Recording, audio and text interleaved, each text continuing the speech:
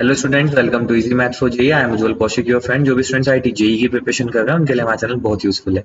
आज जो क्वेश्चन है, F is a continuous function such that F of X plus 1 is equal to 2 and आई1 is given to me this integral and आई2 is in, then what is the value of आई1 plus 2 आई2।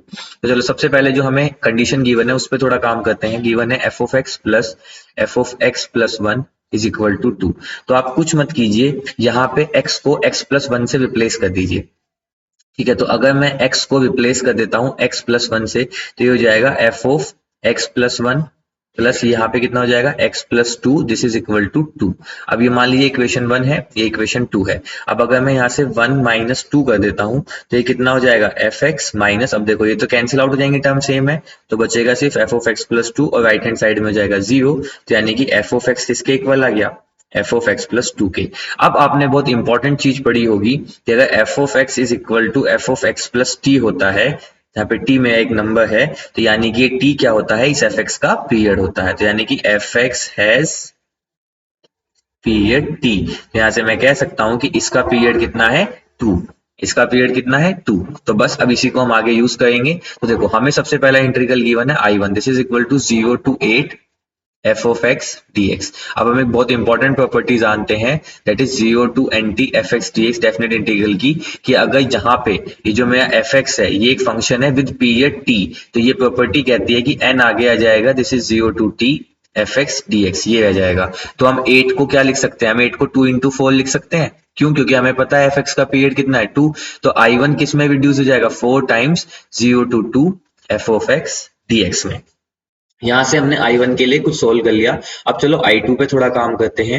I2 given है -1 से 3 F of X D X. अब देखो हम, मुझे F of x और x plus 1 में एक condition given थी, तो देखो ये जो लिमिट मुझे गिवन होती है और अंदर वेरिएबल, इसका मतलब क्या होता है कि जो मेरा x है वो -1 से 3 के बीच जाएगा। यही तो मतलब होता है कि जो मेरा x है वो -1 से 3 के बीच रहेगा।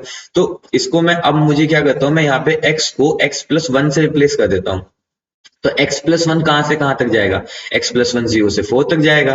तो इसका मतलब जब मैं x को x प्लस 1 से रिप्लेस करूंगा तो जो I2 है उसकी लिमिट हो जाएगी 0 से 4 और ये हो जाएगा f of x plus 1 dx। अब देखो यहां से इस जगह से f ऑफ x प्लस 1 की वैल्यू क्या है, 2 माइनस एफ ऑफ एक्स, जो मैं रख सकता हूं, this is nothing but 2 minus F of x dx।